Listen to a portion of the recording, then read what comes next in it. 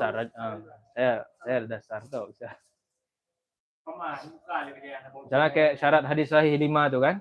4 sama 5 saya nggak bisa jelasin, nggak ngerti, nggak pernah belajar. 4 5 tu ada ilmu sendiri inti dia. Dari dah pernah belajar.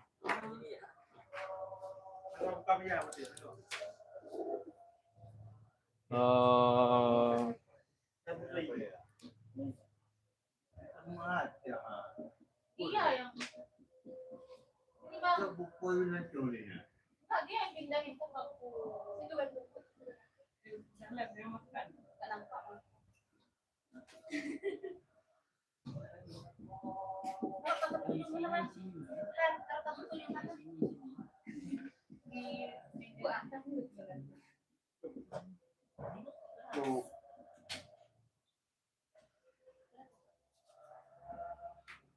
A'udzubillahi minasyaitonirrajim. Bismillahirrahmanirrahim. Alhamdulillahilladzi lam yazal aliman qadira wassalatu wassalamu ala alladzi arsalahu ilan nasi basyiran wa nadhira wa ala alihi wa sahbihi wa sallama tasliman katsira amma ba'du. Hayyikum bi tahiyyatil Islam. Assalamualaikum warahmatullahi wabarakatuh. Insyaallah pada malam hari ini kita akan lanjutkan kajian syarah hadis Arba'in An-Nawawiyah yang dikarang oleh Imam Abu Zakaria Yahya Ibnu Syaraf An-Nawawi rahimahullah yang wafat pada tahun 676 Hijriah. Alhamdulillah pada malam hari ini kita sudah sampai ke hadis yang ke-18. Nggak terasa sudah sampai ke-18. Sebelumnya juga dari hadis pertama sampai hadis ke-18 pada malam ini kita sudah membahas tentang akidah dalam Islam seperti apa, fikih dalam Islam seperti apa secara umum. Nah, dan sekarang kita mulai dari hadis keberapa kemarin? Mulai dari hadis ke-12. Mulai dari hadis ke-12 kita sudah fokus dalam pembahasan tema akhlak. Nah, 12, 13, 14 enggak, 15, 16, 17, 18. Itu semuanya hadis-hadis tentang akhlak, tentang tasawuf. Tentang bagaimana kita berhubungan dengan Allah, bagaimana kita sampai ke Allah, bagaimana kita berhubungan dengan sesama manusia, bahkan dengan diri sendiri. Jadi hadis mulai dari hadis Arba'in itu mulai dari hadis 12 sampai 18 ini itu semuanya tentang akhlak kecuali hadis 14. Nah, seperti sebelumnya hadis ke-17. Hadis ke-17 kemarin tentang apa? 17. Hah? Hadis 17 kemarin apa? Tentang apa? Tentang ihsan. Nah, Putri tidur. Jadi Putri waktu tidur tuh masih kosong, Putri bangun dah penuh. Putri nggak sadar. Nah, kemarin tentang ihsan kita udah bahas kan? Ihsan fi kulli syai', ala kulli syai'. Berbuat baik dalam segala hal, proporsional. Kemarin dah dibahas juga sama Ustaz Ridho malam tuh, termasuk hadis itu kemarin. Nah, sekarang kita masuk ke 18. Kita lebih detail lagi kita masuk. Tentang hubungan, keterikatan kita ini hidup kan nggak bisa nggak terikat. Artinya kita terikat dengan Tuhan, terikat dengan dengan diri sendiri, bahkan juga dengan sesama manusia, nggak bisa terlepas itu. Nah, dan ini hadis yang membahas tentang itu, bagaimana pesan Nabi dalam berinteraksi, dalam menjaga hubungan. Bisa nggak kita sama Allah nggak kita jaga hubungan baik itu, tapi sama manusia kita jaga, diri sendiri kita jaga, ataupun nanti sama Allah kita jaga hubungan sama Allah, tapi sama manusia nggak kita jaga. Boleh nggak seperti itu misalnya nanti ya. Di sini kita lihat bagaimana cara menjaga hubungan baik, maksudnya hubungan baik sama Allah, sama diri sendiri, dan juga sesama manusia yang lain. Jadi dalam satu hadis ini Rasulullah rangkum. Apa julukan Rasulullah? Salah satunya itu adalah Jawami'ul Kalim. Rasulullah itu kalau hadis Rasulullah kalau berkata sesuatu itu pendek walaupun cuma berapa kata, tapi itu kadang para ulama mengkajinya itu berhalaman-halaman. Karena dalam sekali maknanya. Termasuk hadis ini. Hadis ini cuma memuat 3 poin utama nanti yang akan kita jelaskan. Oke, kita masuk ke hadisnya. An Abi Dzar Jundub bin Janadah wa Abi Abdurrahman Muadz bin Jabal radhiyallahu anhuma. Jadi perawi hadis ini sahabat yang rawil a'lanya itu 2 orang. 2 orang satu sanad. Belum kita jumpai di hadis-hadis sebelumnya. Kalau hadis sebelumnya kan rawil a'lanya sahabatnya satu-satu kan. Ada juga nanti sahabat lain sebenarnya, tapi jalur sanadnya beda. Tapi ini nanti dua sahabat sekaligus, nanti satu jalur sampai ke yang meriwayatkan hadis yang mentakhrij hadis ini Imam Tirmizi. Jadi dua sahabat. Itu ada dua kemungkinan. Kemungkinan pertama, Abi Dzar Al-Ghifari sama Mu'adz bin Jabal ini dengarnya itu sekalian. Jadi satu majelis Rasulullah menyampaikan hadis ini, mereka dengar sekalian, maka makna lafaznya juga sama persis. Berbeda nanti dengan hadis yang kedua kemarin tentang Islam, iman dan ihsan. Itu Imam Bukhari punya sanad sendiri, Imam Muslim punya sanad sendiri. Yang paling panjang yang mana? Yang Imam Muslim. Bainama nahnu julusan inda Rasulillah, panjang tuh kan, diceritakan detail semuanya. Nanti Imam Bukhari punya sanad sendiri juga dari Abi Hurairah, bukan dari Umar bin Khattab. Kalau dari dari Imam Bukhari lebih pendek hadisnya, mal Islam, langsung gitu terus. Jadi Imam Nawawi pilih yang lengkap biar kita tuh terasa pas baca bagaimana suasananya, diambil yang lengkap. Nah, kalau kasus ini dua sahabat mendengar sekaligus, redaksinya betul-betul sama. Ataupun kemungkinan satu lagi nggak sekalian dengarnya. Mungkin Rasulullah bilang ke Abi Dzar Al-Ghifari di hari ini, besoknya dibilang lagi sama Mu'adz bin Jabal. Tapi redaksinya betul-betul sama, nggak ada yang berubah. Karena redaksinya sama antara dua sahabat ini, maka para ulama menggabungkan jadi satu sanad terus. Ngapain dipisah? Buat panjang aja kan. Nah, jadi mending digabung aja terus karena sanadnya sama dan redaksinya, lafaznya itu sama persis. Nah, jadi yang meriwayatkan hadis ini dua sahabat, Abi Dzar Al-Ghifari. Abi Dzar Jundub bin Janadah kan. Di sini ada Al-Ghifari juga. Ada kata Al-Ghifarinya? Enggak ada ya? Ada? Ada Al-Ghifari. Bin Janadah Al-Ghifari ya, boleh juga ditambah. Karena Abi Dzar ini adalah dari kabilah Al-Ghifar. Nah, jadi Abi Dzar ini biasa disebut Abi Dzar Al-Ghifari gitu aja. Abi Dzar Al-Ghifari ini termasuk as-sabiqunal awwalun. Menurut riwayat, beliau ini masuk Islam kalau nggak salah kelima atau keenam. Orang yang kelima atau orang keenam setelah Khadijah, Abu Bakar, Ali bin Abi Thalib dan seterusnya. Dari kabilah namanya Al-Ghifar. Al-Ghifar itu salah satu kabilah di Mekah yang terkenal sebagai sarangnya perampok. Al-Ghifar ini kabilah terkenal di Mekah, itu kabilahnya perampok Mekah. Nah, jadi Abi Dzar ini dari kabilah kabilah perampok itu. Nah, masuk Islam tadi awal-awal, bahkan sebelum hijrah ke Madinah. Jadi termasuk orang-orang pertama masuk Islam. Namanya apa? Sabiqunal awwalun ya. Jadi ada sebuah cerita Abu Dzar Al-Ghifari ini tentang sebelum dia masuk Islam. Jadi kan di Mekah itu kan setiap kabilah tuh punya berhala masing-masing sebelum Nabi diutus. Jadi Rasul. Apa aja dulu namanya yang terkenal. Lata, Uzza, Mana kan. Nah, kalau yang kabilah Ghifar ini, kalau nggak salah nama berhalanya itu Tahnam, itulah namanya.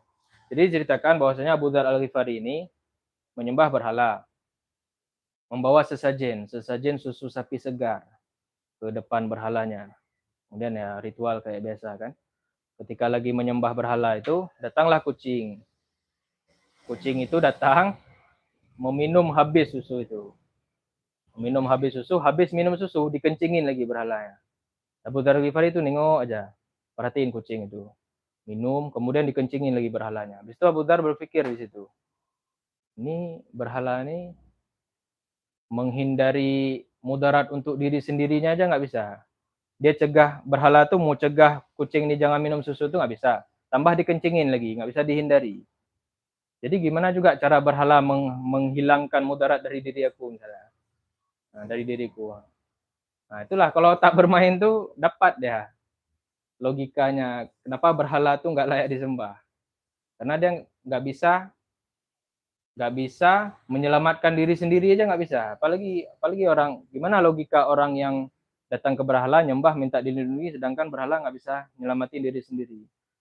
Termasuk yang sudah dilakukan oleh Nabi Ibrahim dulu ketika memenggal berhala itu kan. Jadi karena itulah dapat hidayah.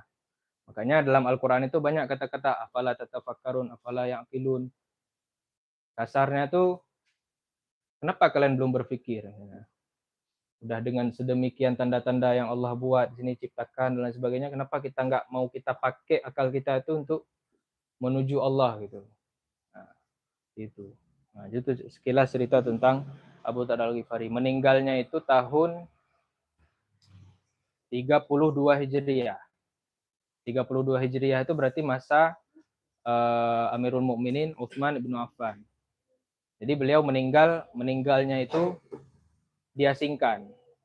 Kenapa diasingkan? Karena masa Utsman bin Affan itu Abu Dzar Al-Ghifari ini termasuk oposisi yang paling kuat. Istilahnya menolak kehidupan mewah para pejabat. Jadi diasingkanlah Abu Dzar Al-Ghifari sampai akhirnya meninggal kesepian. Dan itu sudah disebutkan oleh Nabi Muhammad dalam sebuah hadis riwayat Tirmizi. Abu Dzar Al-Ghifari ini adalah orang yang hidup kesepian dan meninggal juga dalam keadaan kesepian, nanti dibangkitkan juga sendiri. Jadi Abu Dzar Al-Ghifari ini orangnya pemberani, cuman orang menghindar dari dia. Maksudnya menghindar itu orangnya berani melawan kesalahan. Jadi meninggalnya itu sebelum meninggal diasingkan di masa Khalifah Utsman bin Affan, wafat tahun 32 Hijriah. Kemudian ada satu lagi sahabat, Mu'adz bin Jabal. Mu'adz bin Jabal ini masuk Islam ketika umur 18 tahun ketika Bai'at Aqabah kedua. Nah, kalau tadi Abu Dzar Al-Ghifari ini orang Mekah, Mu'adz bin Jabal orang Madinah asli. Kaum Ansar, orang Ansar. Kaum Ansar. Nah, kalau Mu'adz bin Jabal ini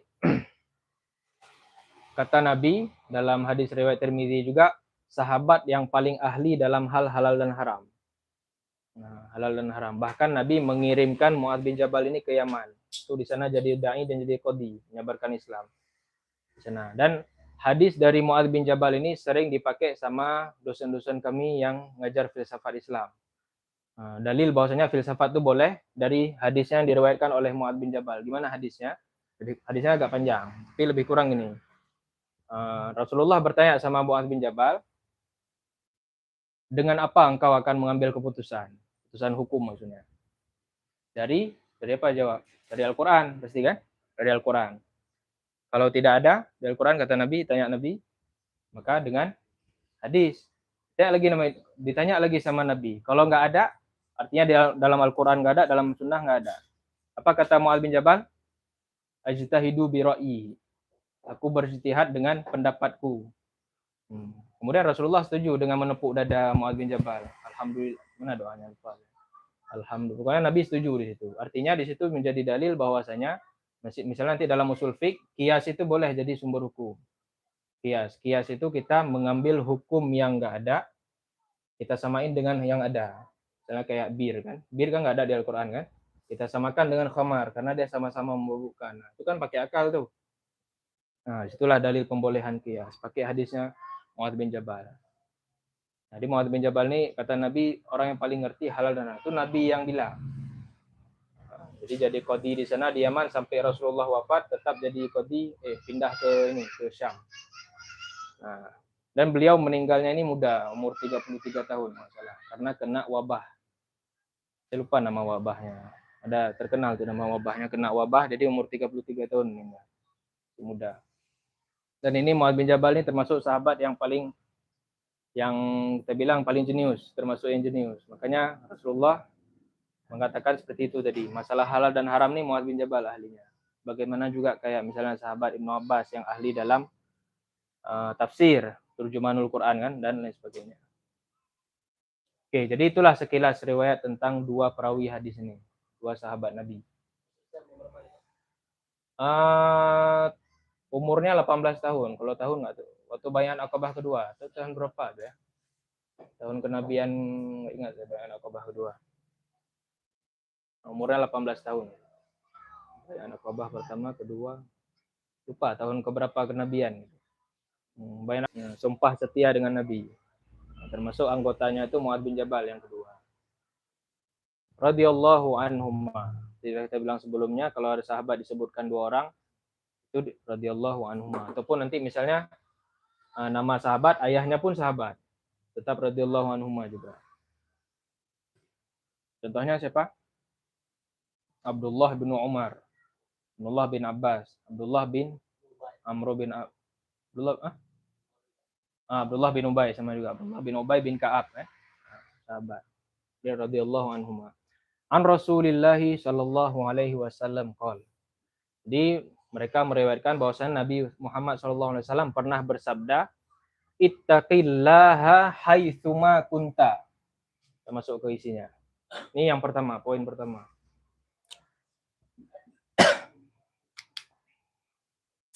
Ittaqillaha haitsuma kunta, apa artinya? Bertakwalah kepada Allah di mana saja kamu berada, apapun keadaannya.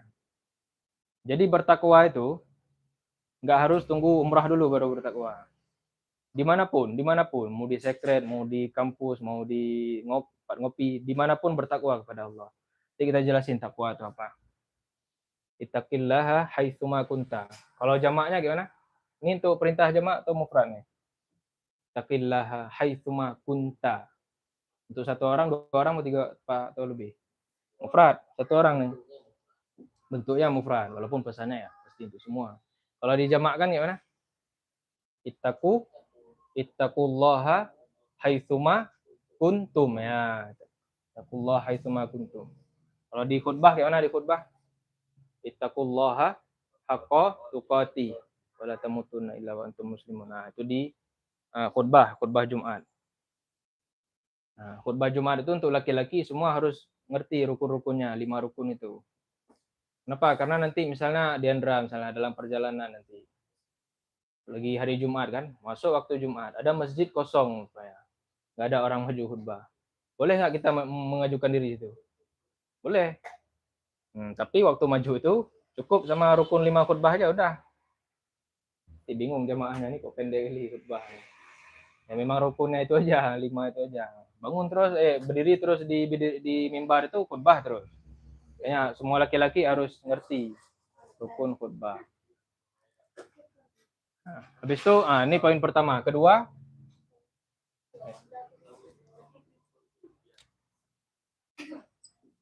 yang kedua apa? Wa atbi'is sayyi'atal hasanata tamhuha. Nah, dan iringilah kesalahan-kesalahan, maksiat dan dosa itu dengan apa? Dengan kebaikan, amal baik. Jadi amal baik itu menghapus dosa. Nah, gitu. Karena dosa kan udah maksiat, nyesal maksiat. Terus karena kita nyesal itu, kita sedekah misalnya. Terhapus nggak tuh dosanya? Terhapus. Dosa besar, kalau dosa besar, termasuk dosa besar sebenarnya, tapi nggak terhapus semuanya. Ini dosa-dosa kecil. Ataupun misalnya dosa-dosa yang berhubungan dengan orang lain, harus misalnya belum bayar utang. Bayar utang kalau emang ada dosa belum bayar utang, berarti hasanahnya apa? Bayar utangnya, bukan malah sedekah lagi, uangnya hak dia tuh berhak. Kemudian yang poin terakhir, dengan amal baik. Ya. Jadi poin pertama tadi bertakwalah kepada Allah dimanapun kamu berada. Yang kedua, iringilah perbuatan buruk itu, maksiat itu dengan kebaikan. Jadi ini dosa-dosa yang dosa diri sendiri, maksiat diri sendiri. Itu poin kedua. Poin ketiga apa? Wa khaliqin nasa bi khuluqin hasanin. Beretikalah, berakhlak baiklah kepada semua orang. Nggak hanya orang Islam, orang non-Muslim juga termasuk. Nah, jadi di sini lahirlah 3 poin.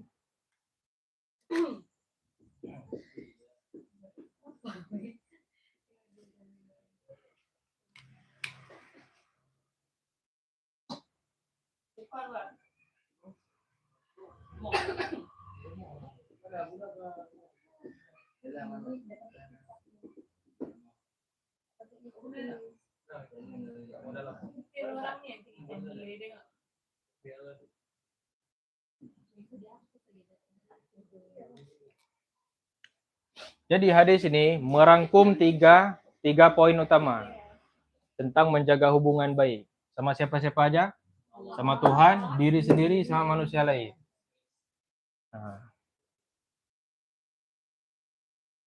tapi di hadis ini kan nggak dibuat. Misalnya wa khaliqin nasa, berakhlak baiklah kepada sesama manusia dengan akhlak yang baik. Tapi nggak dijelaskan akhlak baiknya apa-apa aja. Di mana dijelaskan? Di Al-Quran dan Sunnah, di hadis-hadis yang lain. Nanti kita cek. Nah, di sini diriwayatkan oleh Imam Tirmizi, wa qala hadis hasan. Hadis hasan kemarin apa? Hah? Bahaya. Bukan cacat. Kalau cacat dhaif. Apalagi misalnya nanti dibilang cacat salah satu dari syarat hadis sahih misalnya kan. Nah, itu langsung dhaif. Tapi hadis hasan kan di bawah sahih. Karena di bawah sahih ada hasan sahih lagi. Habis itu hasan, ya kan? Hasan itu yang perawinya itu hafalannya nggak sekuat orang yang meriwayatkan hadis sahih. Kuat hafalan tuh dibagi jadi berapa? Dua. Ada orang yang dobit lah. Dobit hafalan memang kuat, luar kepalanya kuat, teliti. Ataupun satu lagi dia waktu menulis itu nggak ada tipu. Sekali ada tipu langsung kurang di situnya nanti. Jadilah hasan, turun derajatnya. Dia hasan. Kalau cacat salah satu, misalnya salah satu apa yang cacat? Gak bersambung sanad, langsung dhaif.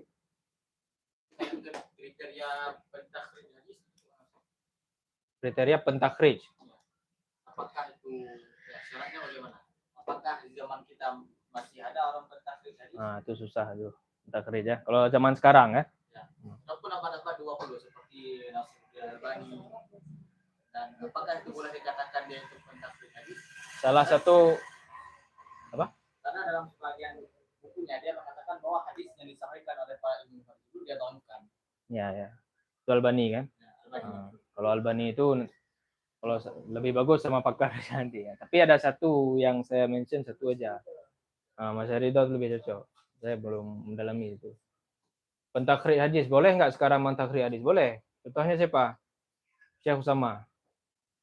Syekh Usamah ketika ke sini itu selalu mengulang-ulang hadis apa itu? Hadis yang diriwayatkan oleh Imam Tirmizi, tapi beliau punya sanad sendiri. Hadis apa itu? Tentang nanti kita sebutin. Ar-rahimuna yarhamuhumur rahman.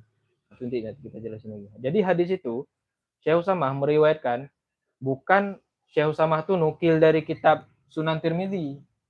Misalnya kayak kita sekarang, kayak saya lah. Saya mungkin menukil nih bahkan bukan dari kitab Sunan Tirmizi pun, dari Arba'in Nawawiyah. Udah dikumpulin lagi. Udah dipisah lagi. Tapi kalau Syekh Usamah itu ketika mentakhrij hadis itu, dia punya sanad sendiri, dengar dari gurunya.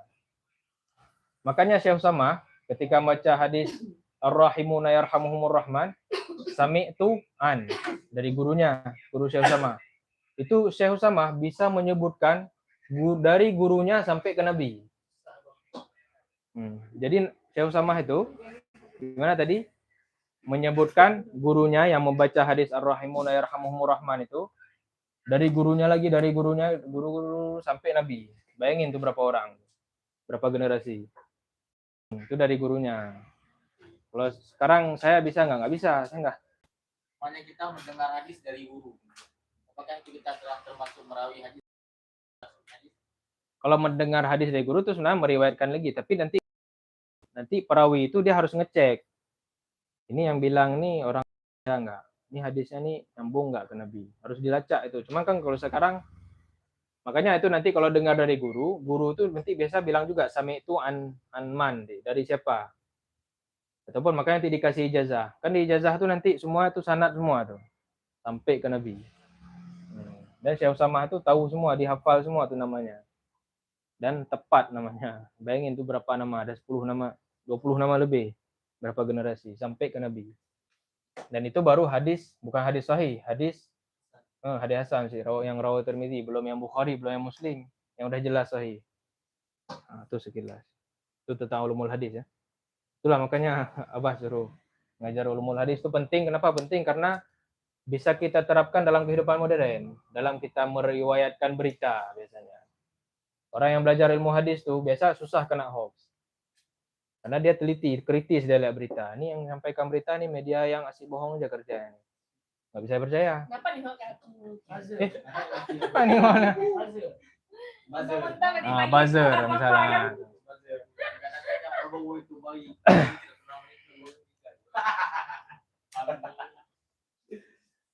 Oke, kita masuk masalah tentang 3 poin ini. Jadi poin pertama itu perintah Nabi adalah bertakwalah kepada Allah di mana saja kamu berada. Berarti berhubungan dengan Allah langsung. Makanya kata Rasulullah kan pertama takwa. Allah. Jadi takwa ini puncaknya orang beriman. Puncak dari keimanan itu namanya takwa. Ada isi takwa kan. Bahkan kata takwa ini dalam Al-Quran ada berapa kali? 15 kali disebut. Nah, salah satunya itu tentang di surat Al-Hujurat ayat 13. Inna akramakum indallahi atqakum. Artinya, sesungguhnya orang yang paling mulia di sisi Allah itu bukan lihat dari keturunan, dari harta dan lain sebagainya, tapi dari takwanya, level takwanya. Mau dia keturunan sultan pun kalau misalnya nggak bertakwa, nggak ada nilainya. Nah, itu. Ataupun keturunan Nabi, macam kita bilang. Habib misalnya. Ada Habib yang nggak bertakwa. Nah, itu tetap nggak ada nilai. Jadi Allah nilai itu dari ketakwaan. Nah, takwa ini apa? Definisinya. Kita ambil definisi paling mudah terus, yang simple. Takwa ini balik lagi di situ. Menjaga hubungan baik dengan Allah. Balik lagi. Ini definisi paling simple. Takwa itu orang disebut bertakwa itu orang yang senantiasa menjaga hubungan baik dengan Allah. Takwa itu artinya apa? Secara bahasa, takut. Karena dia takut, makanya dia mengerjakan yang diperintah. Menghindari yang dilarang.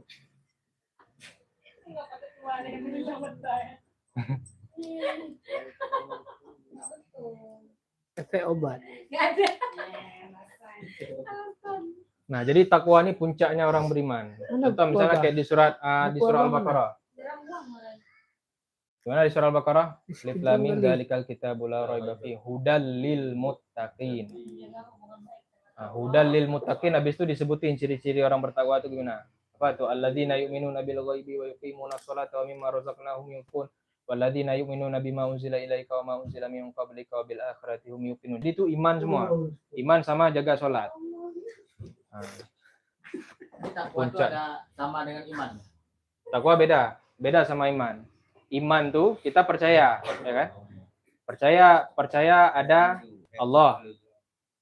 Nih ingat dah, ini penting ya, perbedaan iman sama takwa. Orang sering tanya, apa beda iman sama takwa? Kalau iman, kita percaya dalam hati, murni dalam hati, ada Allah, ada hari kiamat, ada yaumul hisab. Kita nanti dihisab di hari-hari, kita percaya. Karena kita percaya, kita berbuat amal baik. Nah, amal baik itu takwa namanya. Ketika takwanya menurun, gimana otomatis menurun juga. Nah, gitu. Jadi bukti dari iman itu apa? Ketakwaan. Bukan sekedar percaya aja. Beriringan ya. Beriringan tuh. Nah, takwa ini puncak. Hubungan baik dengan Allah tuh puncaknya takwa. Nah, sebenarnya ini kecepatan dia bilang takwa. Nah, di bawah nanti ada jalannya. Di bawah takwa nanti ada namanya ikhlas. Ikhlas.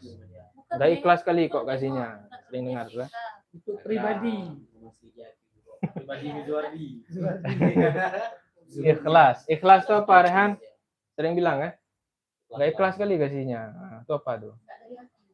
Nggak dari hati, ya betul. Bahasa singkatnya tulus. Nggak tulus, ada maunya. Jadi maunya, orang ikhlas tuh maunya apa berarti? Buat konten. Maunya ridho Allah cuman. Tulus untuk Allah. Sekarang kasih Indomie aja harus di-report. Nah, Ikhlas. jadi misalnya ada orang membantu berkhidmah, misalnya membantu. Bagaimana cara nengok dia tulus untuk Allah? Dia nggak mau disebarkan, nggak mau dinampain. Tapi kalau umpamanya perlu dokumentasi, Kalau perlu dokumentasi nggak apa, syiar. Itu makanya itu niat tuh dalam hatinya. nanti orang Kalau memang murni dia supaya naik pamor, nah, langsung lawan dari ikhlas apa? Tapi kalau bercampur, ini niat naik nomor juga ada, niat ikhlas bersedekah juga ada. Nggak boleh bercampur. Gimana? Nggak bisa dicampur tuh. Bisa. Adik sekali-kali nanti. Bisa dicampur kalau dibilang. kalau ada niat pamer, nggak ada lagi untuk Allah itu berarti. Nggak bisa digabung. Kenapa? Karena Allah memerintahkan mukhlishina lahuddin di surah Al-Baqarah kan. Betul-betul tulus untuk agama, untuk Allah. Berbuat kebaikan. Kita bantu orang. Untuk menaikkan Kita sebenarnya kan elektabilitas. buat konten kayak gitu kan. Ya, Tapi orang yang kita kasih itu beranggapan kita tulus. orang lain beranggapan. Orang yang Ya. kita kasih. Ya, Nah, mau orang lain beranggapan kita tulus atau kita nggak ikhlas, itu nggak dihitung. Yang dihitung itu antara di hati kita sama Allah yang tahu hati kita. tapi orang tuh merasa demi dia Enggak, penilaian orang nggak penting. Ini nggak ada urusan sama penilaian orang, ini hubungan sama Allah nih. Penerimanya udah Mau- untung. Hmm. Jadi kita jangan sampai nggak untung. Itu aja gimana? Belum tentu misalnya kita bantu orang, terus orang bilang, oh mak dia ikhlas sekali orang, itu belum tentu tuh. Bisa jadi dia memang cari pujian untuk dibilang ikhlas. Itu lebih bahaya lagi. Dia mau dibilang sebagai orang yang ikhlas. Itu berarti ikhlas nggak? Enggak. Nggak ikhlas tuh, berharap Kecuali pujian. namanya ikhlas. Atau takwa namanya. Namanya mukhlis. Mukhlis. ini ada Ah. lebih baik lah. Saya dulu pernah dulu di wilayah. Ya. Jadi masalah ria. Dia ikhlas kan. Ah, ria. Ada kawan Itu yang dia susah. setiap hari bawa Quran. Habis itu Ah. dia merasa itu ria, tapi dia tuh untuk dia sebenarnya. Terus tanya sama satu ustaz, gimana cara untuk mengatasi hal ini? Terus dia sama satu, bawa aja selama 2 minggu, nanti itu akan hilang sendiri. Apa sama kejadian yang kayak ikhlas ya? Sana di konten kalau orang Ya. sekarang mungkin share, mungkin pertama-tama tuh pasti merasa dipuji tuh. Ada. Ngambang gitu kan keren. Terbang. Ya. Terus udah biasa apa emang bakal hilang? Dia namanya tuh kalau di tasawuf riyadhatun nafsi. Betul. Awal-awalnya memang nanti misalnya sedekah gimana? Rasa pengen dipuji itu nggak bisa dihilangin. Nah, nggak usah jauh-jauh lah, ngajar nih aja misalnya. Nanti kan ada rasa keluar godaan tuh, biar nampak keren lah nih, biar nampak berilmu. Nah, Makanya kita pakai beki ya gitu pakai beki. nah itu misalnya dia nilai gitu, nah, itu nggak penting, penilaiannya nggak penting. Diserang kau nanti. Oh itu orang Itu perintah. Diserang kau nanti. Ah, gimana tuh? Karena lupa aku. Jadi itu namanya riyadhatun nafsi. Misalnya awal-awal sedekah ada rasa untuk biar dipuji itu. Nggak apa-apa, lanjut aja sedekah. Jangan gara-gara itu nggak jadi sedekah. Nah, semakin dilatih sampai hilang sendiri. Nah, cara latihannya tuh dengan selalu dilakukan. Itu cara setan enggak udah. Biar kita Gimana? nggak buat lagi itu. Ya, sama betul. Makanya ria itu nggak harus kita buat untuk dipuji, nggak buat untuk biar nggak dipuji sama juga. Jadi ria artinya apa ria?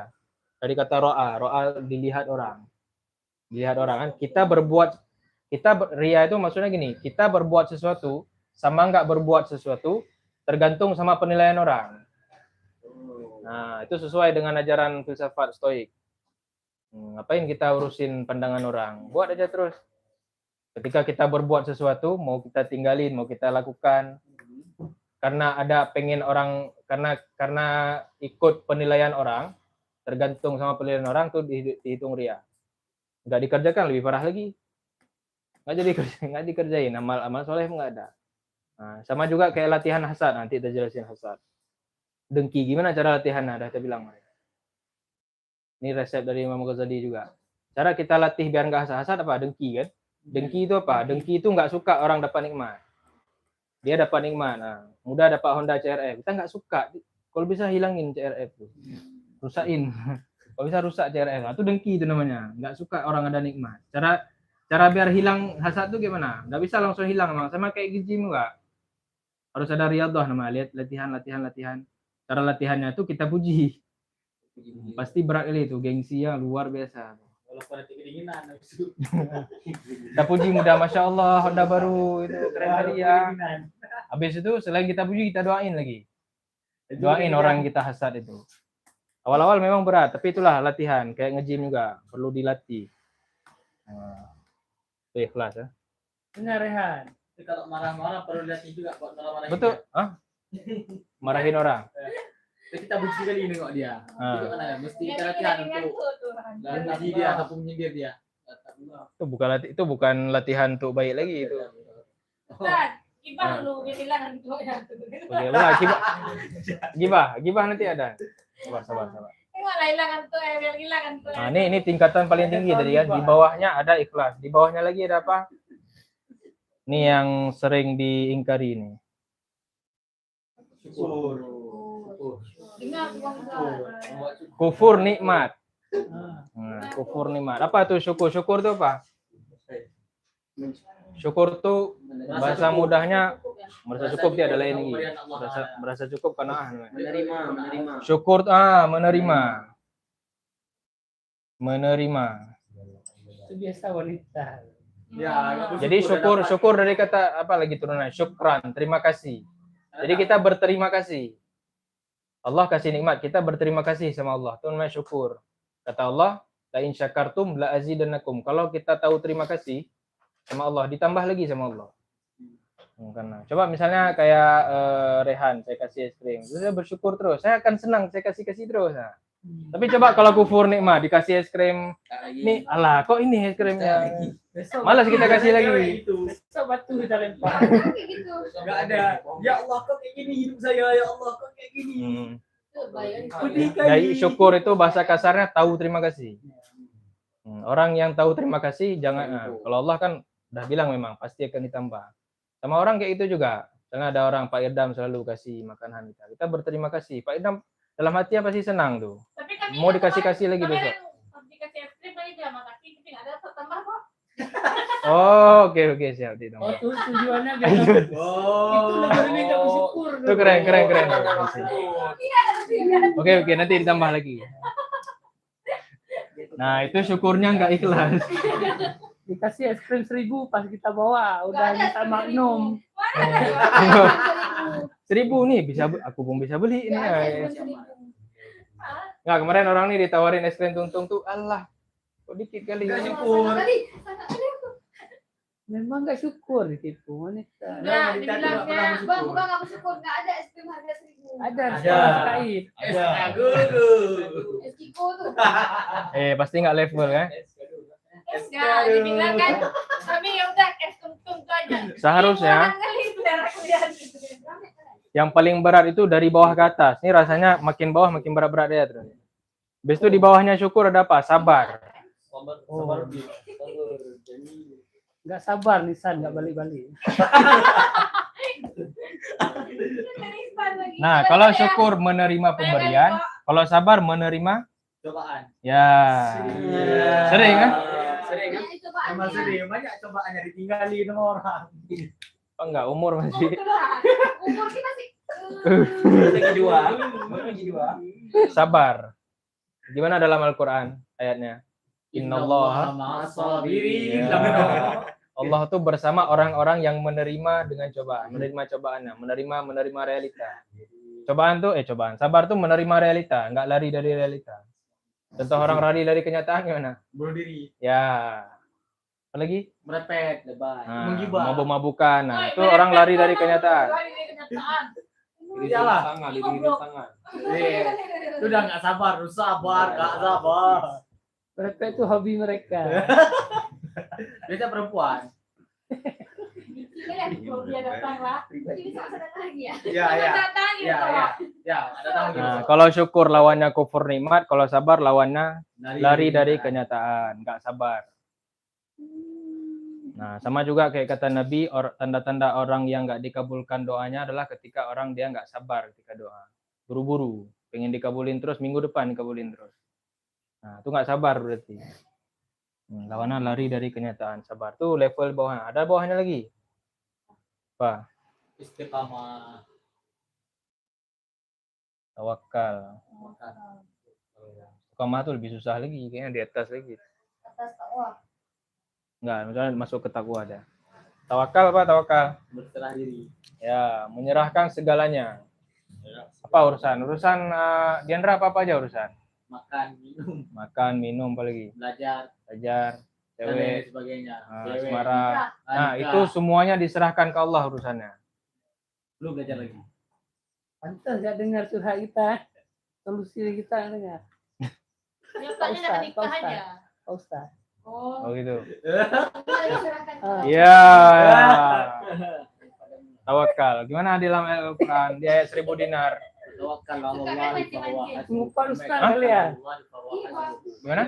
Wa may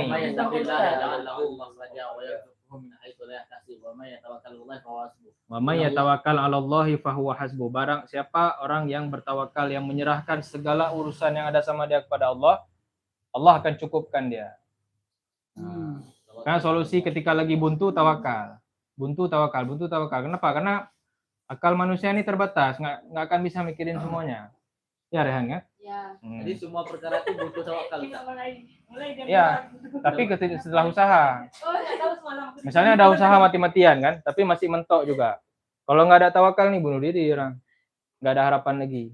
Tawakal inilah harapan satu-satunya. Tempat harapan. Nah, nggak ada lagi harapan sama dia nih. Nah, ini sama Allah. Kalau orang ada tawakal tuh kok itu oleh ini bayarin benar. Iya juga. Duduk sendiri kan. Makanya Tapi aku makin instan. Tapi ada ya, Eh. kita duduk sendiri ya kalau Makin mati. instan. kalian lupa pastikan dua orang awal. Kenapa? Oh enggak kalian yang salah. Kenapa? Masalahkan.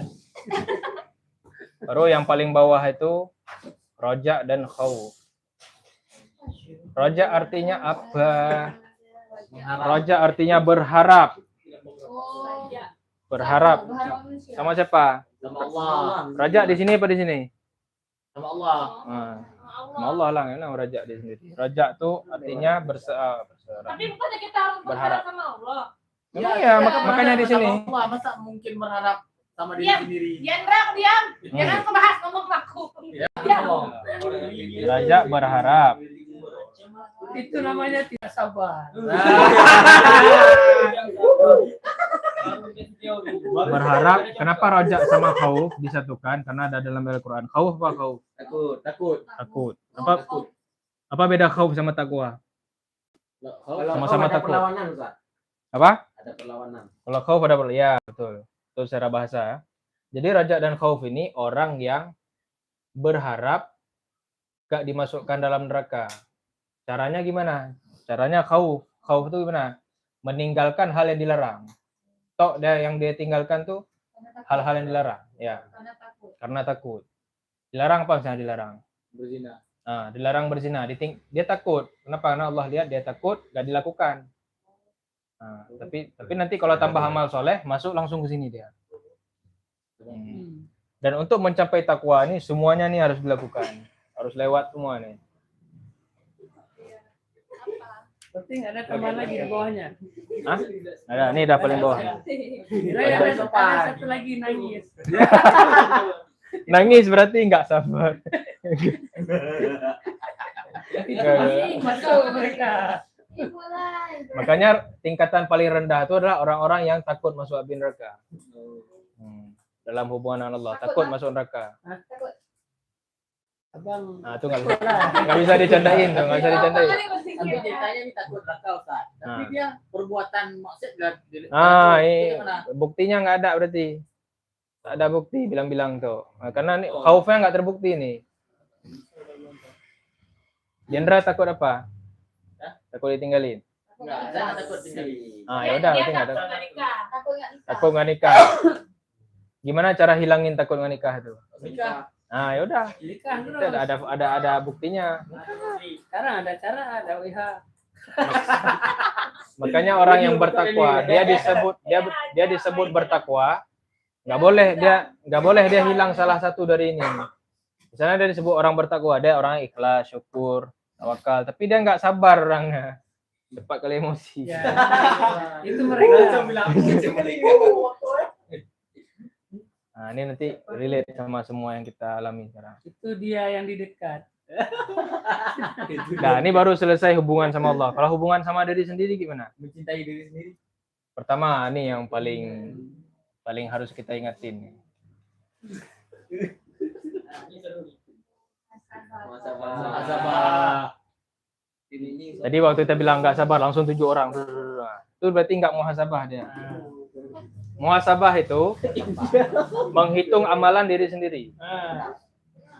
Misalnya itu aku hari ini berbuat baik, misalnya aku udah berjumpa di masjid tadi.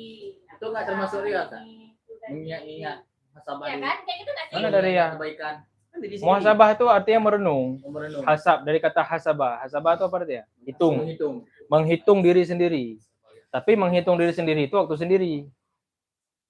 Bukan depan orang. Ingat dengan saya tadi jam 9 ada kasih kue buat anak ini. Itu Wah. saya jam 10 tadi Ya, ada ya, kasih ya. kue buat dia.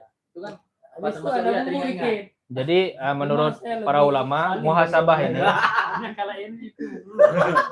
jadi Mana nih, Lalu karya. nah ini plot twistnya. Jadi muhasabah ini kata para ulama apanya yang dihitung? Bukan semua amal, menghitung dosa aja. Nah, ini saya ada empat. Dosanya, bukan yang baiknya. Baik-baik itu diingat. Baik. Itu dosa, kira dosa. Dosa aja yang diingat, dosa sendiri. Ini capeknya merasa diri nggak berdosa. Berarti nggak muhasabah.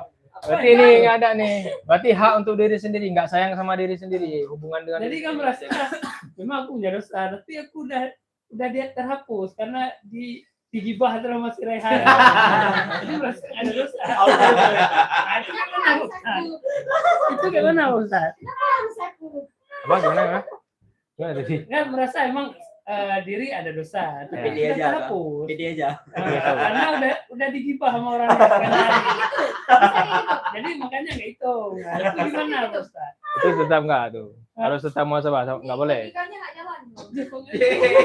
Jadi orang disebut orang soleh, orang bertakwa itu dia nggak pernah merasa amalannya itu Lebih banyak. lebih banyak ataupun nambah-nambah terus nih. Gak ada, orang bertakwa itu selalu merasa berdosa dia, selalu. Dengan dia merasa berdosa itu dia tambah amal-amal soleh terus. Tapi amal soleh itu bukan untuk diingat-ingat, nah, untuk dikerjakan terus. Makanya nanti di hubungan sama sesama manusia paling bawahnya itu paling bawah nih Itu ada dibahas. menghindari nggak ini beda hubungan menghindari membahas orang. Ya. Ya, kalau bahas ini pakai buka matanya kok orang-orang. Ini membahas orang dengan menghitung dosa ini sebenarnya sama, tempatnya aja beda. Kalau membahas orang ini ditaruh di sini jadi dosa. Maksudnya kita berarti hak untuk diri sendiri itu kita bicarain orang terus. Tapi di sini ditempatkan muhasabah di sini. Jadi untuk diri sendiri kita hitung dosa sendiri. Kemudian sesama orang dihindari membahas orang itu. Jadi apa juga yang dianjurkan membahas diri sendiri. Jangan ada banyak kesalahan. Bukan orang yang kita gibahin, tapi diri sendiri kita gibahin. Maksudnya muhasabah. Jadi muhasabah gimana kata Umar bin Khattab? Hasibu anfusakum qabla an tuhasabu. Hitunglah dosa kalian sendiri sebelum Allah hitung nanti. Kalau ada hitung dosa sendiri, maka kita langsung berusaha untuk kita hapuskan, kita tobat dan lain sebagainya. Nah, ini tingkatan tertingginya untuk menyayangi diri sendiri, menjaga hubungan baik dengan diri sendiri, muhasabah. Makanya muhasabah itu kegiatan muhasabah dimatiin lampu, dihidupin masing-masing sedih, biar ingat orang tua, biar ingat dosa-dosa sendiri. Tapi mesti haram. Ustaz. Sorry, saya nggak bilang mesti haram.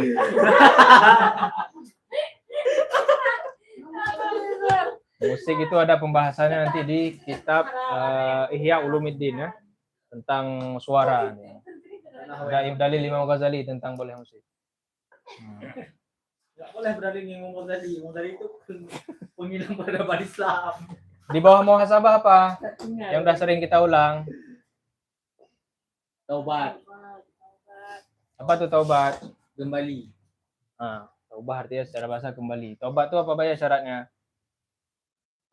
Tidak mengulangi lagi. Mengingat dosa. Nyesal, minta ampun, Menangis. nangis masuk nyesal. Habis itu tidak mengulangi. Kalau ulang lagi gimana? Ya, ulang lagi, gitu-gitu terus. Sampai capek. Ya Allah. Kunci berapa sih? Jadi Taubat. penyebab keras hati itu kenapa? Ustaz? Penyebab keras hati karena dipenuhi dengan hal penyakit hati kayak sering gibah, sering fitnah, sering Sering gibah lah. sering hasad. Yang membuat keras hati itu karena kita maksiat hatinya itu nggak kita hilangin, nggak kita bersihkan.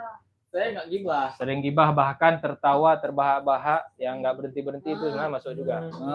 Saya itu dok Kenapa tertawa terbahak-bahak itu menghitamkan hati? Karena itu hal yang mubah berlebih-lebihan. Makanya cukup senyum aja. Makanya Nabi juga nggak pernah ketawa. Tangguh kan? Emang kayak biasa. Kita kemarin dengar. Dan apa pergi kita pulang kan? Kita Ya. di pembelian. Kan biasanya kita. Di bawah tahu Ngomong besar-besar ada termasuk itu tak? kita tonton situ. Oh itu orang tuli. Di bawah taubat apa?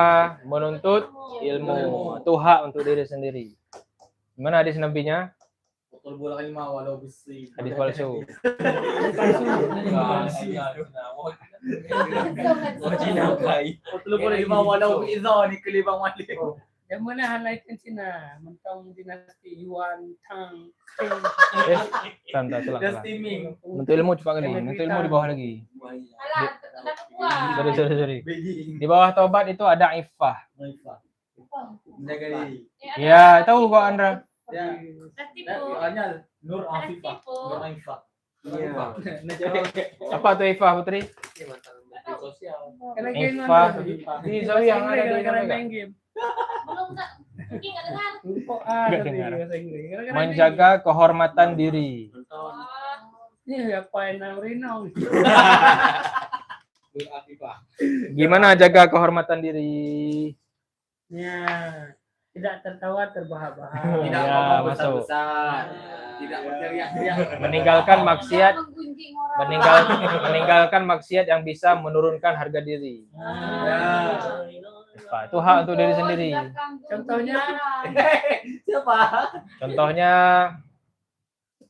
apa? Yang terjadi di sini aja contohnya orang sudah gibah. Dapat play lagi. Ya sering orang ini contohin aja bilang. Apa? Yang buat harga diri kalian turun apa? Ketik suara Kak. Tertawa terbahak-bahak. Tertawa. Termasuk dark jokes. Dark, Oh, Oh, iya. jok hitam. dark jokes. Nah. Jok hitam, jok gelap. Dark jokes itu bercanda-canda, misalnya ayah meninggal. Oh, ngejuk. Kita ketawain. Jok gelap. Jok hitam. Kemudian nanti misalnya termasuk juga masalah pakaian. Pakaian yang kurang sopan misalnya. Untuk menutup cuma kurang sopan. Itu juga menurunkan marwah, menurunkan harga diri. Cuma di sini nggak ada, insyaallah. Ada kemarin aku. Di sini. Gara-gara aku pakai nik. Aku diketawain aku dari jauh. Enggak, itu yang ketawain salah. Bukan Ya, menurunkan harga ya, diri. ya. Siapa yang ketawain aku Enggak, kemarin? kirain betul. Lapor WH dari sini. Aku puji lah apa nih. Ya. Pakai lagi enggak besok Kak? Udah dicambuk boleh. Di bawah ifah baru menuntut ilmu. Ya, betul ilmu. Nah, Cuma jadi itu aja yang dari kita. Itu pun nggak sungguh-sungguh. menuntut ilmu gimana hadisnya? Man salaka tariqan yaltamisu bihi ilma sahalallahu tariqu ilal jannah. Barang siapa yang berjuang untuk menuntut ilmu, berjalan untuk menuntut ilmu, maka dia akan dipermudah jalannya untuk ke surga. Kayak misalnya kawan-kawan yang hadir sekarang ini, nanti dipermudah ketika masuk surga nanti jalannya. Amin. Itu mesti diamalkan. Hah? Ilmu itu. Ilmu itu harus diamalkan. Kalau nggak diamalkan, bukan ilmu namanya, pengetahuan, wawasan. Wawasan. Oh. Bahasa Arabnya thaqafi. Kayak ini Jamal Abdul Ghaffar Seno. Wawasan aja deh. Oke. Dia ulama nggak? Dia alim nggak? Alim. Alim. Dia alim dia. Alim deh, wawasan. Ya. Tapi Dia kan, thaqafi. dia kan ini mudah masuk jalannya nanti. Jalan mana Jalan letak? neraka. Sakafi deh, wawasan Thaqafi aja. ya, bukan ulama, bukan alim. Alim itu orang yang punya ilmu dan dipraktekkan, baru disebut alim, urang alim. Belum alim. Jadi orang alim misalnya punya ilmu bahwasanya cakap kotor nggak boleh, tapi dia cakap kotor begitu ke orang alim. Itu kopi. Nah, thaqafi dia cuma tahu aja. Berarti alim nggak boleh selain orang Islam. Iyalah, pasti sama. Ini orang terjaga. Iya. Orang menjaga diri. Karena ilmu itu nurun kata Rasul. Kata Rasul. Kata siapa? Kata Wakil. Kata Rasul. Al ilmu nurun wa nurullah la yahdi lil hasyi. Tunggu kawin. Terus apa lagi? Nah, ini tadi yang dibilang nih. Qanaah. Apa itu qanaah? Merasa Qanaah itu kaya hati. Gimana kaya hati? Apapun yang dia punya dia udah merasa cukup. Ya. Nah, hampir sama kayak syukur. Cuma syukur ini kan terima kasih kita. Ya. Qanaah ini dalam hati kita nih udah cukup dengan apapun yang ada. Nikmat kita udah banyak cukup. Orang yang enggak qanaah, qanaah ini apa lawannya? Rakus. Rakus. Jual nisan, jual menusuk. Rakus tambah. Ada aja. Ini kayaknya masing-masing. Jangan langsung ke sana. Kayaknya kan masing-masing lawan dari ini orang-orang ada semua. Yang enggak bukan diri, yang enggak diri sendiri aja. Ya, yang enggak diri sendiri dulu. Enggak mau deh, enggak ada muhasabah yang enggak ada. Udah proporsional semua. Karena orang rakus tuh walaupun dia punya 2 gunung emas, kalau udah rakus nggak cukup, minta lagi 1, 2, 3, 4, 5. Udah cukup dengan tepung kanji. Kalau mau dan rakus itu sifat yang sangat sadis sebenarnya. Kalau nggak percaya nonton ya Squid Game. Itu contoh gambar-gambar orang rakus itulah di drakor itu. Drakor. Tapi di Squid Game misalkan melindungi diri sendiri. Enggak, mana ada malah membunuh orang. Diri. Dia pengen uang itu. Karena peraturannya kalau ada orang mati nambah uangnya. Nggak mau dibagi itu. Nggak Mau nonton itu. Dia tahu bahwa orang rakus sama kayak gimana. Nah, Jadi nggak perlu nonton, dah contohnya. Melindungi diri tidak kan? Contohnya Melindungi udah ada. orang-orang juga kan? ya, Itu sampai dia sekarang, idealis. barang Orang-orang yang kayak itu diambil memang nggak bisa hidup. dikembalikan. Pasti mati dia. Ya, orang jahat Oh. pertama. Gimana hadis nabinya al-ghani isal ghinal mal walakin ghinal qulub ghinal qalb. Orang yang kaya itu kata Nabi bukan kaya harta tapi kaya di hatinya, dia merasa kaya, cukup. Kayak Rehan sekarang dia merasa cukup, semuanya kaya, udah kaya. Ya. Habis itu aja Indomaret. Berarti maklum. Ada aja.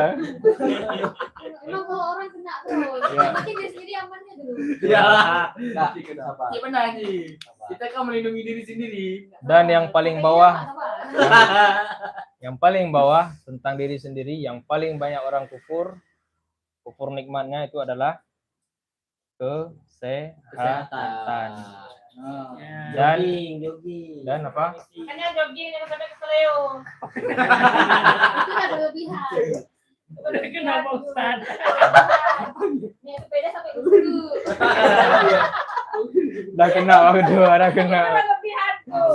Berlebihan. Ini kata Nabi, 2 nikmat yang paling banyak orang kufur. Nikmat sehat, Tidak kufur. nikmat sehat dan nikmat waktu. Gimana maksudnya orang kufur? Kesehatan sama waktunya ini nggak dipakai untuk yang bermanfaat. Waktu dipakai untuk merokok. Udah Udah kena langsung. kena. Nah, ini ngerti lah nih, kesehatan dan waktu. Paling banyak orang ingkar, paling banyak orang sia-siakan. Ketika udah hilang ini, baru nyesal. Kalau ada waktu berlebihan. Nah, ataupun berlebihan misalnya gimana? Jadi orang yang jogging Itu namanya musibah. Musibah.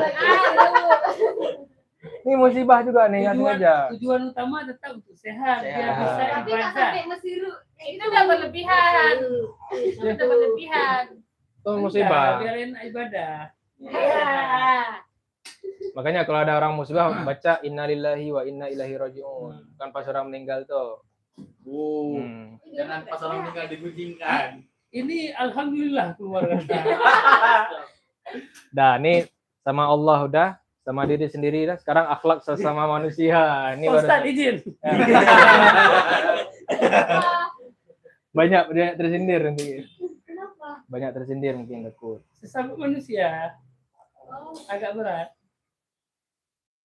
Ini sebenarnya nggak secara berurutan juga nih. Kalau ini jadi berurutan. Pertama,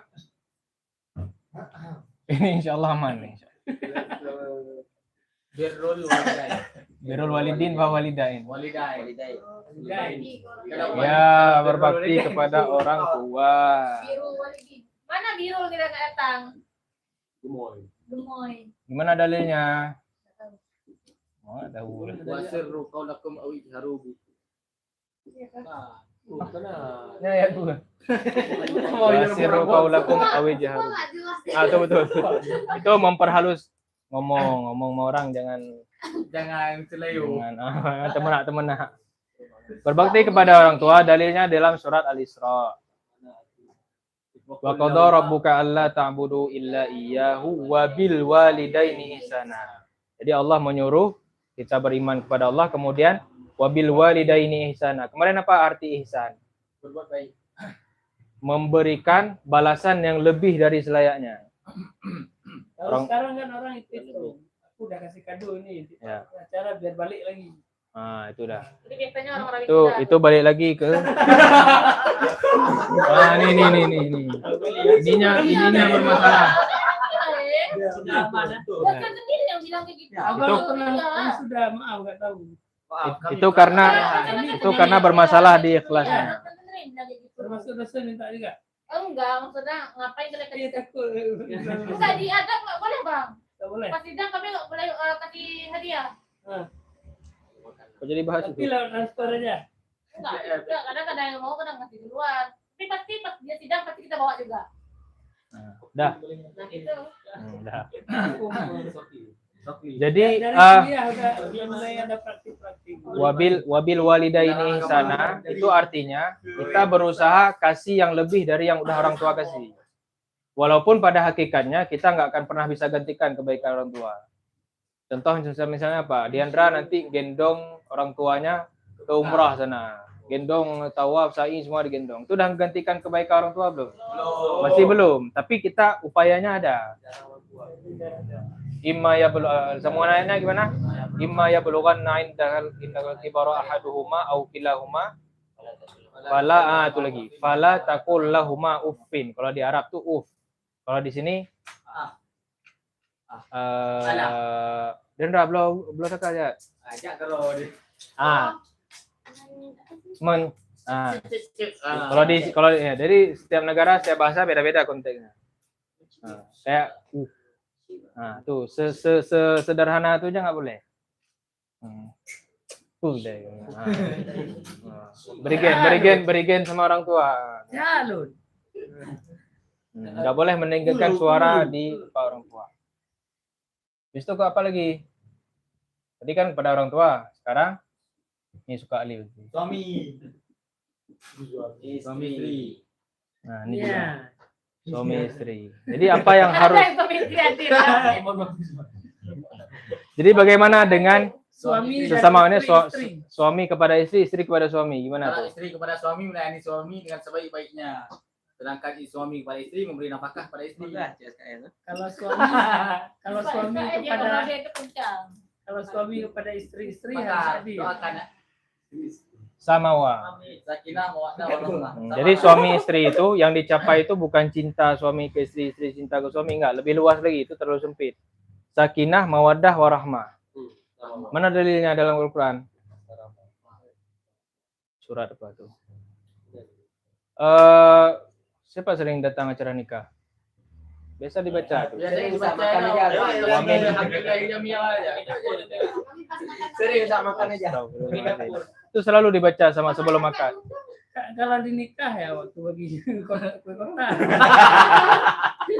Biasanya sebelum akad itu selalu orang KUA baca ayat ini. Wa min ayatihi an khalaqalakum min anfusikum azwajal litaskunu ilaiha. Habis itu wa ja'ala bainakum mawaddatan wa rahmah. Nah, jadi suami istri itu tujuannya sakinah, mawaddah, warahmah. Sakinah itu apa? Ketenangan. Tempat pulang kalau bahasa anak senjanya. Tempat pulang itu kan berarti tempat yang tenang kan? Tenang. Nah, makanya dalam keluarga itu suami istri itu diharapkan ketenangan. Suami tenang, istri tenang. Ini enggak, suami berikan. Berigen karena istri merepet. Nggak tahu, saya belum pengalaman. Nggak tahu.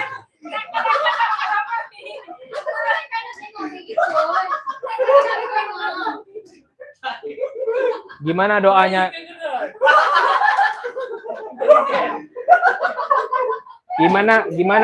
Gimana doanya dalam Al-Qur'an untuk meminta pasangan yang menenangkan. Menenteramkan. Nah, dan itu nggak doanya nggak mesti dibaca pas udah nikah, masih jomblo justru harus baca apa tuh? Baca Jandra. Rabbana hablana min azwajina terus qurrata ayunin. Nah, waj'alna lil muttaqina imama. Itu doanya. Ya Allah, hamba memohon pasangan yang menyejukkan mata. Maksudnya dia tuh menenangkan orangnya. Qurrata ayun.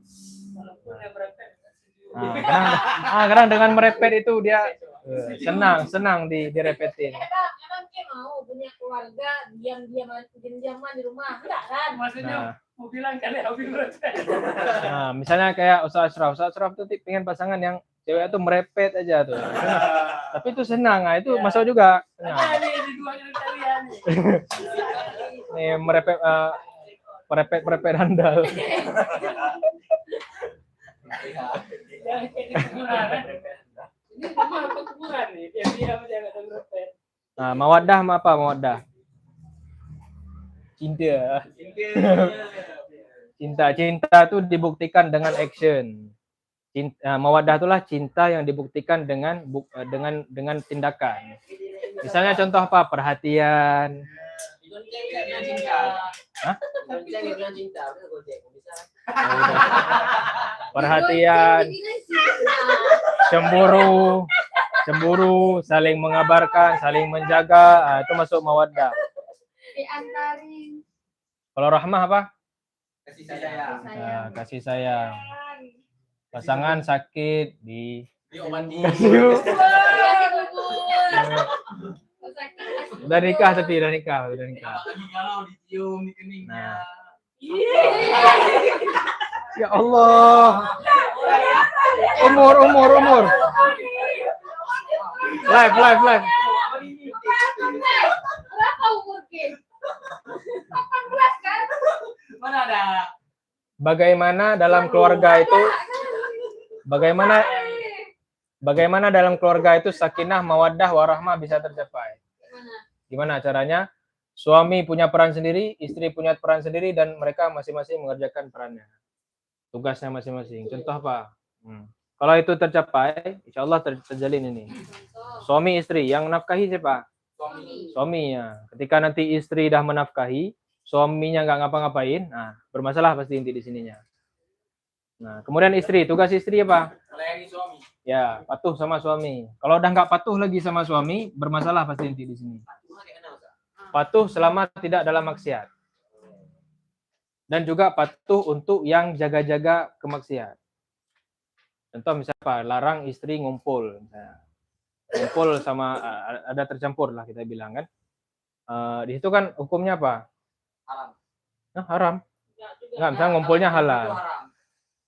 Ya kalau ikhtilat halal. Cuman ini misalnya rapat konteksnya, konteks rapat. Nah, itu kan halal. Tapi karena nanti takut terjadi hal-hal yang nggak diinginkan, dibatasi, maksudnya dilarang.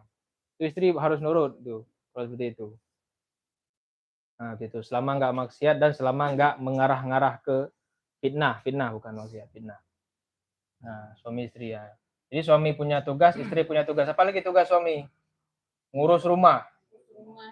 Cuci piring, masak, itu semua tugas suami semua.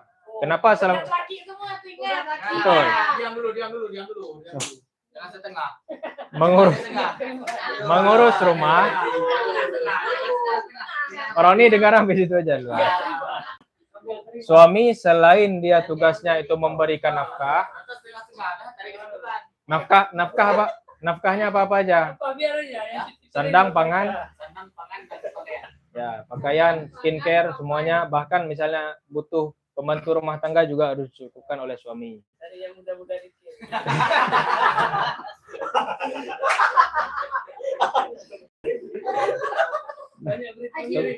Tugas suami lain apa? Melindungi istri. Tugas lain suami apa? Menjalankan pekerjaan rumah. Nyuci, masak, bersihkan rumah, dan lain-lain. Sebenarnya itu tanggung siapa? Tanggungan suami. Kenapa?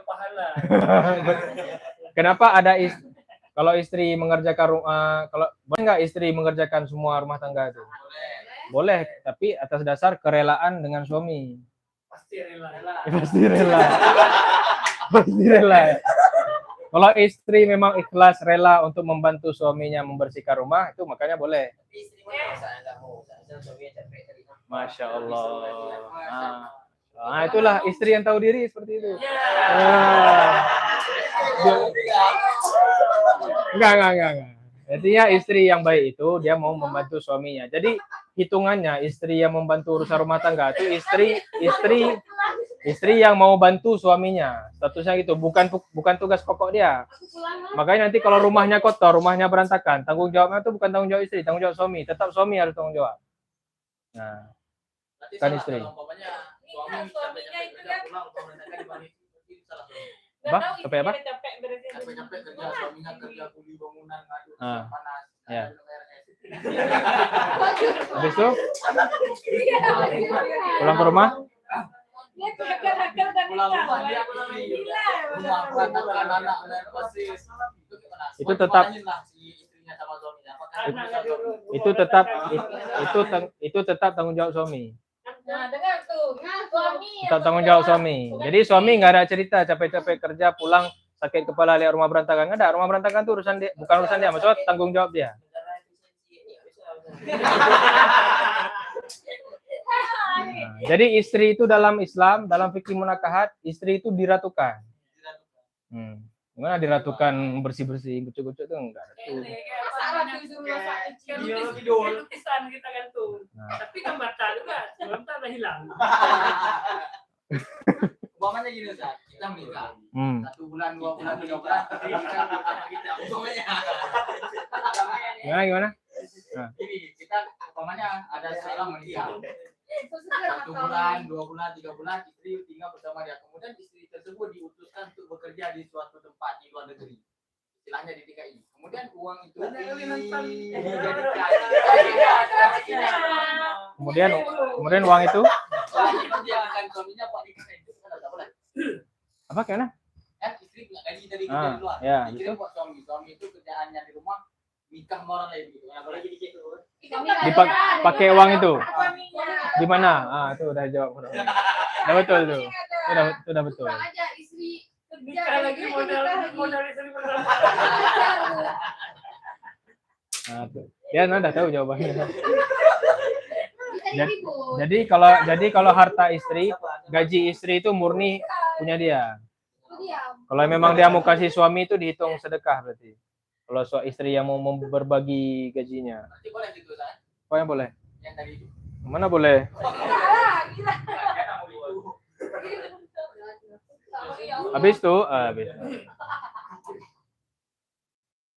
Habis itu lagi tanggung jawab suami.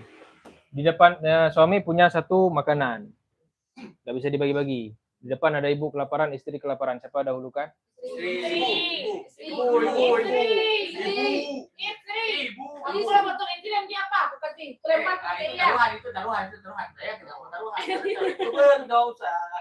Fatwa dari Imam Nawawi istri. Kenapa? Karena karena suami wajib menafkahi istri, tidak wajib menafkahi orang tua. Sama orang tua itu berbakti tadi dah kita bilang. Dan berbakti dan memberikan nafkah, bukan nafkah. Kasih harta itu salah satu bentuk berbakti. Berbakti ada lain. Banyak yang lain, nggak harus berkasih harta. Salah satu Memberikan salah satunya menafkahi orang tua, mungkin orang tua kesulitan. Nah, itu harus pandai-pandai suaminya, tapi tetap prioritasnya istri. Makanya suami yang baik itu minta izin sama istri kalau misalnya ada kasih uang ke orang tua ya. Dah, yang banyak kali masalah suami istri. Tahu sifat istri kikir. Ini kalau kasih Pasti nggak dikasih. Ya. pas kita jujur bilang, Hah? requestnya 2 hari. Tetap harus minta izin, tetap harus Sebagian kan gini. sama kayak poligami juga. Masalah keuangan tuh biasanya yang lebih bagusnya yang dikasih untuk menjaga semua keuangan tuh istri apa suami? Istri. Sebenarnya kalau di agama nggak diatur siapa yang pegang uang, tapi kalau dalam ilmu psikologi lebih bagus istri. Karena aku tengok kakak-kakak tuh Supaya juga- istrinya yang megang uang. Supaya dia pertama Bisa belanja online aja. supaya Laki-laki nggak bisa ngatur uang. Itu yang merokok. nggak bisa dibilang gitu juga tapi Cuman untuk rumah tangga itu sebaiknya diberikan sama istri. Kenapa? Karena memastikan supaya nafkah itu nyampe itu. Habis itu kedua supaya nggak nyusahin istri juga minta uang bentar-bentar. Bentar minta uang belanja. Nah, jadi mending dikasih terus. Dan dalam ilmu psikologi bagusnya suami itu jangan kasih 100% uangnya. Sisain 30% untuk dia untuk supaya laki-laki itu kan dia ada rasa kayak ketika memberikan tuh dia kayak ada kepuasan tersendiri. Aku tengok kakak tuh kan. Mentraktir anak misalnya, Minta tapi uang infak kalau Jumat. Minta uang buat infak. Wah, intinya pegang semua. Iya. Sama kakak gitu semua. Enggak semua, ada beberapa. oke, suami istri udah ya. Nah, Jangan panjang kali. Cukup. Itu udah cukup Mas. Jangan panjang kali. Kita kemana-mana. Silaturahmi. Silaturahmi. Kata Rasulullah, siapa yang memutus silaturahmi maka dia akan diputus rahmatnya. Apa? Maka dia akan diputus. Ya, diputus rahmatnya. Gimana orang yang fahuwa qati kan? Nah. Gimana orang yang memutus silaturahmi? Orang yang sudah ngambek-ngambekan, nggak mau minta maaf. Lebih dari 3 hari, maka dihitung orang yang memutus silaturahmi. Tapi kalau balik lagi setelah 3 bulan, Kalau udah balikan nggak apa-apa. Kalau orangnya emang ketawa Apa? dia. dia ngambekan. Aku sama si Adri kelas sebulan. Memang ngambekan sama orang. Jadi Makanya kalau balikin lagi terus kita nggak tahu kalau kita tuh kayaknya nggak buat salah sih. Itu salah dia berarti. Dianya yang nggak pemaaf. Jadi yang namanya silaturahmi itu apa? Sila artinya apa? Nyambung itu kan harus ada 2 orang, nggak bisa excited. Nggak bisa satu orang aja yang pemaaf, satu lagi nggak pemaaf. Berarti yang satu yang nggak memaafkan ini dia yang bermasalah, dia yang memutus silaturahmi berarti. Kalau cerai kan termasuk suatu orang. Enggak. Kalau cerai enggak. Kenapa? Karena dalam Al-Qur'an kata Allah at-talaqu marratan. Talak 2 kali. Kalau terjadi talak lagi apa kata Allah? Fa imsakum bima'ruf enggak. Talak 2 kali. Kalau udah terjadi 2 kali talak, setelah itu kemungkinannya cuma 2. Imsakum bima'ruf, kita jaga dengan sebaik-baiknya, au tausrihum bi ihsan. Kita lepaskan dengan baik-baik juga. Jadi bukan memutus silaturahmi, bukan jadi asing setelah itu. Tapi kalau umpamanya setelah cerai nggak kenal lagi. Ya itu memutus silaturahmi. Orang yang udah cerai nggak harus asing. Harus tetap berhubungan baik. Kadang dia ingin menutup dalam Maksudnya gini. lebih baik jauh aja. Ya, menjauh. Maksudnya gini. Misalnya udah cerai kan. Jangan gara-gara cerai itu nanti pas ketemu dia kita nggak melakukan hak kita sebagai muslim. Artinya misalnya assalamualaikum, tetap kasih salam. Walaupun habis itu nggak ngomong. Tetap salam. Misalnya mantan istri atau mantan suami tadi ucapkan salam. Terus kita karena marah dia nggak kita ucapkan. Nah itu baru memutus silaturahmi. Maksudnya hal-hal seperti itu. Kalau mau jauh aja terus. Apa? Di bawah silaturahmi apa? Ini paling susah juga nih. Paling susah. Tapi namanya ada sini.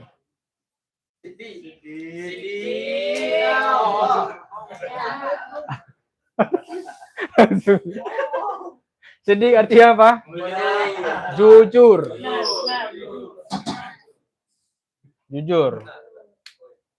Qulil haqqa walau kana murran. Katakan yang benar, yang jujur walaupun pahit. Nah. Kita Pak Miswar, gimana besar ya? Aman. Padahal banyak yang nggak aman masih. Itu nggak jujur berarti.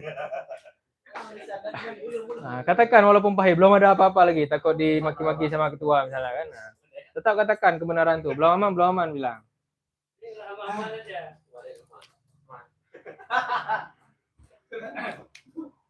Apa beda sidik sama hak? Hak benar, sidik benar. Bedanya? Hak benar, nggak ada salah lagi. Kalau sidik benar, tapi ada salahnya. Nah, bisa benar, bisa salah. Sidik itu dari manusia, hak itu dari Allah. Udah pasti benar. Bisa benar, bisa salah.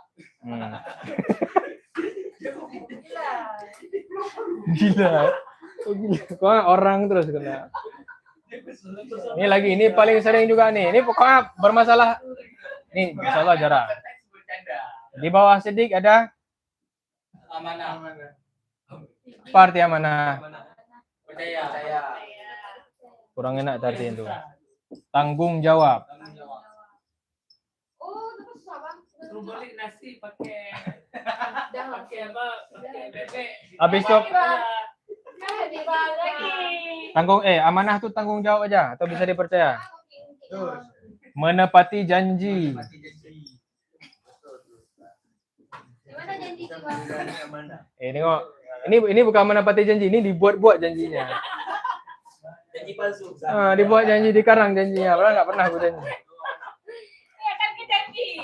Mati janji di mana? Kapan aku janji? Sudah ketemu salah. Tanggung jawab misalnya dengan apa? Udah hafal tasrif boleh. Pekerjaan.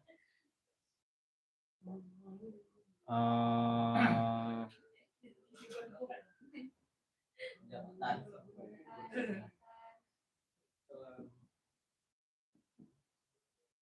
Dan masih banyak lagi. Tanggung jawab pekerjaan. Misalnya tanggung jawab pekerjaannya apa? Pekerjaan. Pekerjaan tukang parkir. Berarti Tiba-tiba datang waktu keluarin enggak. tukang parkir tugasnya apa? Menjaga Honda dan menjaga helm. Ketika ada helm hilang, dia merasa itu bukan tugasnya. Itu berarti nggak amanah, nggak tanggung jawab. Nah, itu pekerjaan. Misalnya jabatan. Jabatannya apa misalnya? Jabatan. Ketua Mapesa. Namanya Ketua Mapesa berarti bertanggung jawab dengan semua peninggalan. Nggak ada. Maksudnya tanggung jawabnya itu dengan anggota-anggotanya saja. Kalau ada anggotanya lapar. Jangan lapar. Kalau misalnya cara makan. Kalau misalnya ketua ajak musyawarah terus ada yang kelaparan, nah itu tanggung jawab ketuanya berarti. Bagaimana cara menghilang? Makanya selalu dibeli nasi, kalian nggak makan. Maka alasan dia. Besok apa lagi? Ini laki-laki insya Allah aman. Adil. Gimana adil? Adil itu artinya apa? Menempatkan sesuatu Pada tempatnya. ya. Banyak ngomongin orang. Jadi apa mungkin siapa tuh ngomongin orang? Ditegur. Dapat tegur. Pagi. Jadi aku besok. Misalnya ketua Mapesa membuat aturan selama musyawarah nggak boleh pakai cadar. Itu namanya nggak adil. Adil. Karena ada orang yang harus pakai cadar. Nggak Di adil tempatnya. Bang. Kemarin suruh buka. Ada itu. Ada dua lagi. Ini insya Allah aman. Oh nggak aman nih, banyak orang sombong. Tawadhu lawannya apa? Sombong ya, sombong takabur. Merasa dirinya paling hebat. Kalau tawadhu tuh walaupun dia udah hebat tapi dia tetap merasa bukan rendah diri ya, rendah hati. Rendah hati, udah melakukan banyak hal tapi tetap merasa belum berbuat apa-apa, belum berkontribusi apa-apa. Nah, itu tawadhu. Kata Rasul, kata Nabi, barang siapa yang tawadhu maka Allah yang akan tinggikan dia. Walaupun dia merasa rendah hati, hatinya rendah bukan dirinya.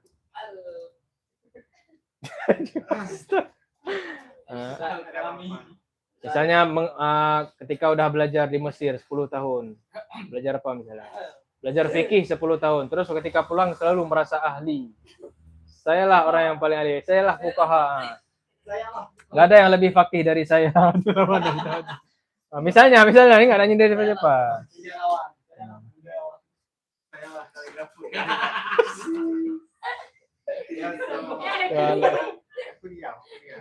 Baru terakhir yang paling bawah rahmah.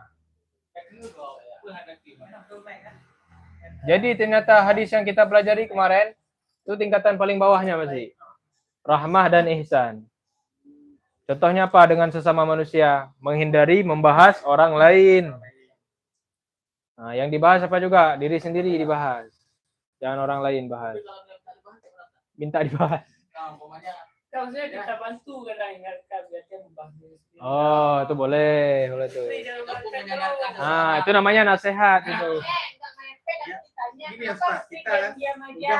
menasihatkan sebaik mungkin, Iya. jujur mungkin kayak sedikit kan harus jujur. kita bilang sebaik mungkin, tapi beliau ini gimana? Kadang-kadang ketika kita bilang gitu, beliau marah dan kita padahal kita niatnya baik supaya beliau berubah. Solusinya Solusinya ada dalam Al-Qur'an juga. Ud'u ila sabili rabbika bil hikmati wal mau'izatil hasanah wajadilhum billati hiya ahsan. Kalau misalnya itu kan dalam mau'izah tadi kita kasih ceramah kan. Berarti masih ada cara lain, tapi nggak boleh kita paksa. Cara lainnya apa? Kita praktekkan sendiri depan dia misalnya. Ataupun nanti jadil. Mudawa terus nggak apa, tapi tetap baik-baik. Tanya lagi kenapa nggak mau misalnya. Penting dialog aja. Masalah dia tersentuh dengan nasihat atau enggak tuh urusan kita lagi. Yang penting kita ada kewajiban kita udah terpenuhi. Jadi dalam berdakwah itu kita nggak ditugaskan untuk pastiin dia berubah, enggak. Kita cuma berusaha aja biar dia berubah. Kalau dia nggak berubah, dia tetap suka bohong misalnya, itu bukan tugas kita lagi. Penting kita udah sampaikan. Yang masalah itu apa? Yang masalah itu didiamin. Kalau udah dibilang tuh udah bagus berarti. Ya. Ya. Enggak. Siddiq di sini sama siddiq yang sifat Nabi beda lagi artinya. Sama juga kayak amanah nih. Kalau beda dalam konteks tauhid betul. Ini amanah dalam tasawuf. Amanah misalnya dalam fikih, dalam akidah, amanah ini maksum nih. Enggak mungkin dosa. Amanah. Ini kan beda lagi, tanggung jawab kan. Siddiq itu juga. Siddiq itu di bawah hak dia. Bisa benar bisa salah. Ya tamilu sidqa wal kadziba kan. Karena di Nabi jadi masuk. Ini cuma pemakaian kata aja, peminjaman kata, istiarah. Kalau siddiq bagi Nabi nggak mungkin bohong, karena kalau bohong berarti Allah bohong juga. Itu logika ya. Mungkin, makanya nggak mungkin. Oke, dah panjang kali ini. Ada pertanyaan? Dah selesai. Maka kesimpulannya adalah, tadi kan 3 poin. Ittaqillah haitsuma kunta. Bertakwalah kepada Allah di mana saja kamu berada, kapanpun, dimanapun. Jadi bertakwa itu tadi, takwa apa tadi? Menjaga hubungan baik dengan Allah. Nggak harus ketika waktu umrah depan Ka'bah aja. Dimanapun, lagi musyawarah, lagi di sekret, lagi di rumah, lagi sendiri, lagi rame-rame, malam, siang, pokoknya bertakwa selalu, takut selalu. Nah, kemudian apa lagi? Wa'atbi'is sayyi'atal hasanata tamhuha. Bagaimana cara kita tutup amal buruk ini dengan amal baik? Istighfar. Wasari'u ila maghfiratin mir rabbikum. Kemudian kita bilang, kalau mau tobat itu bergegas, segera, jangan tunda-tunda, jangan dosa siang, tunggu malam tobatnya. Habis itu apa lagi? Contohnya yang dikatakan ulama. Kalau misalnya maksiat, nyesal, langsung sholat sunnah.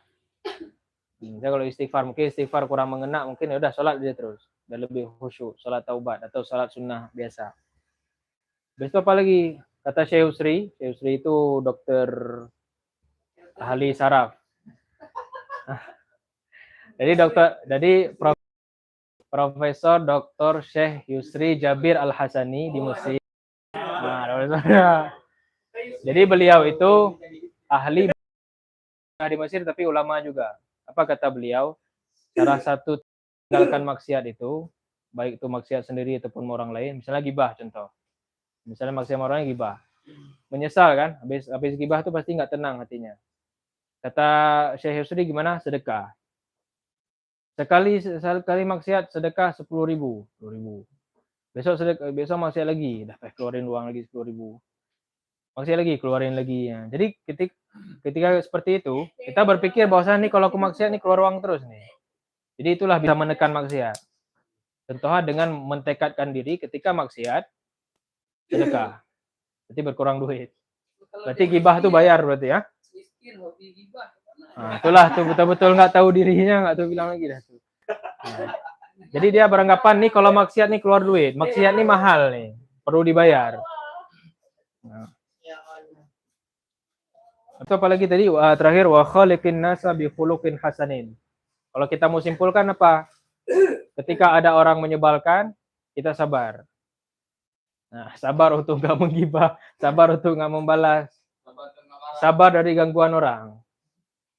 Sabar itu artinya terima, tahan, jangan ada reaksi apa-apa. Habis itu apa lagi? Kita nggak bagaimana cara berakhlak dengan sesama manusia? Kita nggak balas keburukan dia dengan keburukan. Itu yang susah. Ya, itu lebih susah lagi. Dia antara gibah kita, terus kita kasih dia traktir lagi. Bisa nggak tuh? Bisa.